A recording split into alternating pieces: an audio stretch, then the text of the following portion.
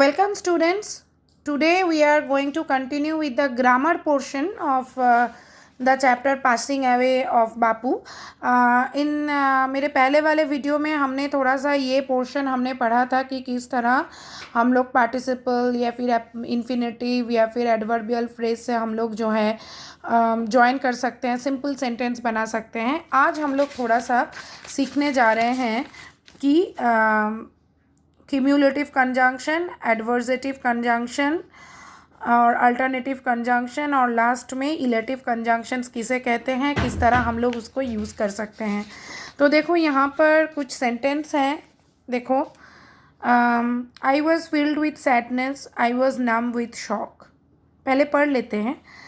मुझे बहुत दुख था, मैं शॉक से नम हो गया था.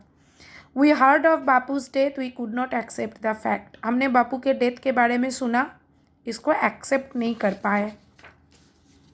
फिर देखते हैं, they did not make a sound, they did not stir. वो कोई आवाज़ नहीं किए, वो हिले नहीं.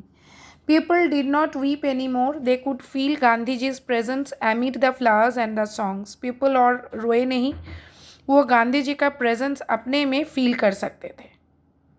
अब इसको हम लोग जोड़ेंगे. पहला सेंटेंस देखो क्या बोल रहे हैं.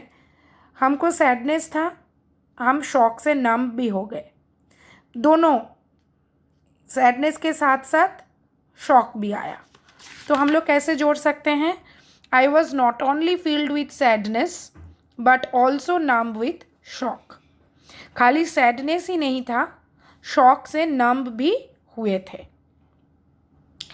तो ये जो देखो, ये नॉट ओनली और बट ऑल्सो जो आ रहा है, नॉट ओनली बट ऑल्सो, इसको हम लोग कह रहे हैं क्यूम्युलेटिव कंजंक्शन. ठीक है, क्यूम्युलेटिव कंजंक्शन. देखो, both and not only but also, ये दोनों साथ साथ, इसको कहते हैं क्यूम्युलेटिव कंजंक्शन. तो यहाँ पर देखो, जैसे इसको क्यूम्युलेटिव कंजंक्शन से जोड़ने बोला है. He is honest, he is humble. He is not only honest but also humble. আমরা এরকম করতে পারি. He is not only honest but also humble. Okay? বা he is both honest and humble. Okay? তারপর দেখো নেক্সটটা যেটা দেওয়া ছিল, we heard of बापू's death, we could not accept the fact. देखो ये थोड़ा सा कॉन्ट्राडिक्टरी है. हमने सुना लेकिन हम एक्सेप्ट नहीं कर पा रहे हैं. दोनों साथ साथ नहीं, सुना भी एक्सेप्ट भी कर पा रहे हैं, वो नहीं. सुना लेकिन एक्सेप्ट नहीं कर पा रहे हैं, थोड़ा कॉन्ट्राडिक्टरी है. तो इसके लिए हमें बट लगाना पड़ेगा. We heard of Bapu's death but could not accept the fact. ठीक है, तो ये जो हम लोग बट लगा रहे हैं, इसको कह रहे हैं एडवर्सेटिव कंजंक्शन. Adversative conjunction. देखो एडवर्सेटिव क्या क्या है. But, still, yet, nevertheless, however. इनको ध्यान में रखोगी. कोई सेंटेंस बोलेगा एडवर्सेटिव कंजंक्शन से जोड़ो, तो इन शब्दों द्वारा ही जोड़ना पड़ेगा. तब अगर इन शब्दों का इस्तेमाल करोगी या इन शब्दों का इस्तेमाल करोगी तो नहीं चलेगा.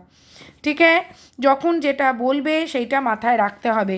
क्यूम्युलेटिव कंजंक्शन पढ़ेই বুঝতে পারবে, सेंटेंस को पढ़ने से ही समझ में आएगा कि ये दोनों क्यूम्युलेटिव कंजंक्शन में कुछ ऐसा रहेगा कि दोनों वाक्य में कोई कॉन्ट्राडिक्शन नहीं रहेगा. दोनों ही, मतलब ये भी होगा वो भी होगा. लेकिन जब एडवर्सेटिव कंजंक्शन आएगा तो उसमें थोड़ा कॉन्ट्राडिक्शन रहेगा. एक वाक्य कुछ बोलेगा, दूसरे वाक्य में कुछ उल्टा आएगा. जैसे हाँ ये तो सुना है लेकिन हम एक्सेप्ट नहीं कर पा रहे. ठीक है, तो इसके लिए हम लोगों को देना पड़ेगा. जैसे देखो यहाँ पर है, Sonali can not write poetry, she keeps on trying. वो कविता लिख नहीं पाती है लेकिन ट्राई करती है. ऐसा नहीं है कि वो कविता लिख नहीं पाती है और उसने छोड़ भी दिया. ऐसा नहीं है कि लिख पाती है और लिखती भी है, ऐसा भी नहीं है. लिख नहीं पाती है लेकिन ट्राई करती है. তাহলে কি হবে, Sonali can not write poetry but she keeps on trying. Yet she keeps on trying. Still she keeps on trying. कुछ भी मतलब हम लोग लिख सकते हैं. थर्ड वाला देखो, they did not make a sound, they did not star. कोई आवाज़ नहीं किया, हिला भी नहीं. ना तो आवाज़ किया ना हिला। ताहले neither did they make a sound not did they start, हमने नीदर और नॉर का इस्तेमाल किया, ना तो उन्होंने कोई आवाज़ किया और ना हिला। ताहले एटा अल्टरनेटिव कंजंक्शन। देखो अल्टरनेटिव कंजंक्शंस क्या है, और, आइदर और, नाइदर नॉर। जब दोनों चीज़ घटती है ना, जैसे दोनों चीज़ नहीं घटती है तो हम लोग नीदर नॉर का इस्तेमाल करते हैं। कभी हम लोग कहते हैं कि राम आएगा, नहीं तो मैं नहीं जाऊंगा, तो इधर राम विल कम और आई विल नॉट गो, हम ऐसे कर सकते हैं। तो देखो यहाँ पर cumulative conjunction, sorry these are alternative conjunction. तो देखो यहाँ पर alternative conjunction, study hard you will not pass the examination. तो यहाँ पे हम लोग आइदर और का इस्तेमाल करेंगे, either you study hard or you will not pass the examination, either you study hard or you will not pass the examination. ठीक है, नेक्स्ट वाला देखते हैं, number 4, people did not weep any more, they could feel Gandhi ji's presence amid the flowers and songs. मतलब रोए नहीं, क्यों? क्योंकि ये सेकंड वाला वो कारण दे रहा है, पीपल ने रोना बंद कर दिया, क्यों? क्योंकि गांधी जी का प्रेजेंस वो फील कर रहे थे। तो ऐसे वाले वाक्य के लिए हम लोग लिखेंगे इलेटिव कंजंक्शन का इस्तेमाल करेंगे। पीपल ने रोना छोड़ दिया, for they could feel Gandhi ji's presence, मतलब कारण बता रहा है कि क्यों हो रहा है। तो देखो illative conjunctions therefore, for, so, as, थोड़ा कारण जैसा है। The old man is unwell he cannot go out, old man unwell है इसलिए वो नहीं जा पा रहा है। The old man is unwell therefore he cannot go out. ठीक है, सो ही कैनॉट गो आउट।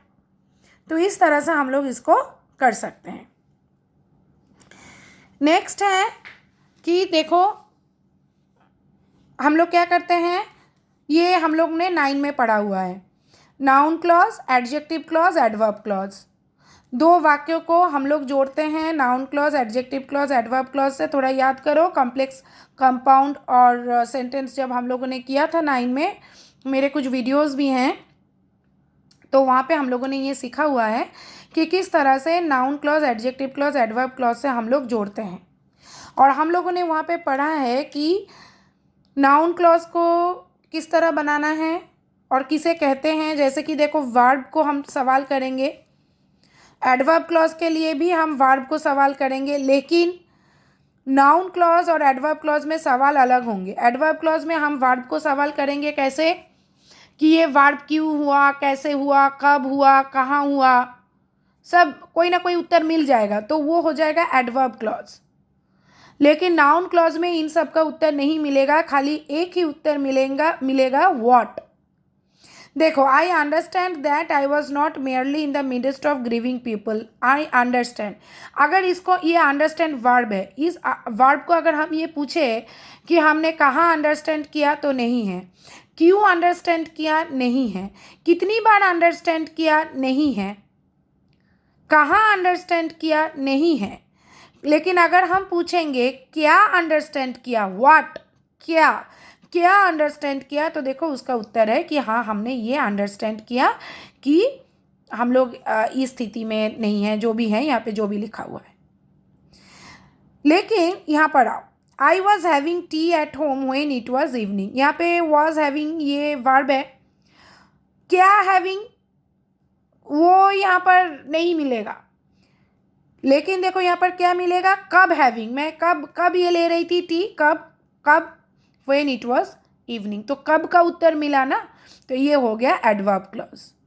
और एडजेक्टिव क्लॉज क्या होगा, एडजेक्टिव क्लॉज होगा जिस वाक्य में लिखा जा रहा है उस वाक्य का मेन नाउन या प्रोनाउन जो भी होगा, मेन नाउन या प्रोनाउन जो भी होगा उसके बारे में कुछ बताया जाएगा। जनरली हु विच से हम लोग करते हैं।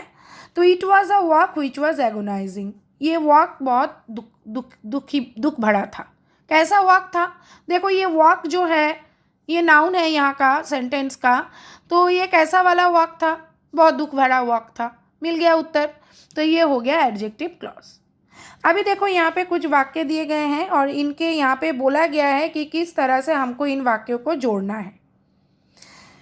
Rabindranath Tagore is a famous poet, he won the Nobel prize. यहाँ पे एडजेक्टिव क्लॉज लगाना है, यानी रविंद्रनाथ टैगोर के बारे में बताना है।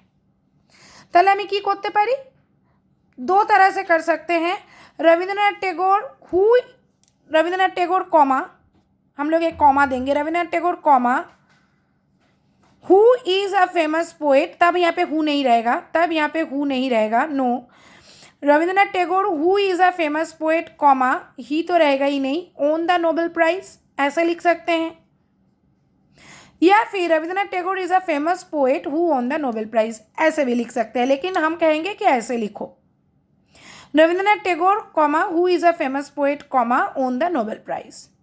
बहुत मुश्किल लगे तो दूसरा तरह भी कर सकते हो, Rabindranath Tagore is a famous poet who won the Nobel prize, लेकिन मेरा मानना है कि ऐसा ही लिखो। He returned home, everyone in the family had fallen asleep, इसको एडवर्ब क्लॉज यानी वर्ब को बताना है। रिटर्न किया, कब रिटर्न किया? जब सब सो गया था। तो देखो, he returned home when everyone in the family had fallen asleep, when से जोड़ दिया। The sun rises in the east, everyone knows it, इसको नाउन क्लॉज में करना है। दो तरह से कर सकते हैं। देखो, एवरीवन नोज, अभी नाउन क्लॉज मैंने क्या बताया? वर्ब होगा, वर्ब के बारे में ही, लेकिन क्या? एवरीवन नोज इट, क्या नो, क्या जानता है कि sun rises in the east, तो यही लिखना है। Everyone knows that the sun rises in the east, आसान है। Everyone knows that the sun rises in the east. या फिर हम लोग ऐसे भी लिख सकते हैं, that the sun rises in the east comma is known to everyone. ये थोड़ा मुश्किल है, लेकिन ये आसान है, कर सकते हो। ओके, तो जो है आज हम लोग यहीं तक कर रहे हैं। बाकी यहाँ पर कुछ join the following pairs of sentences into single sentences, यहाँ पर भी है, कंपाउंड बनाने बोला है, सिंपल बनाने बोला है, ये थोड़ा यहाँ पर भी है, एफ तक है, और उसके बाद भी थोड़ा और है, ये हम लोग नेक्स्ट वीडियो में शुरू करेंगे। आज के लिए इतना ही। घर में इसको प्रैक्टिस करो, इन एक्सरसाइज को कॉपी में करो, कोई प्रॉब्लम हो तो please ask me. Okay, so till the next video, good bye students.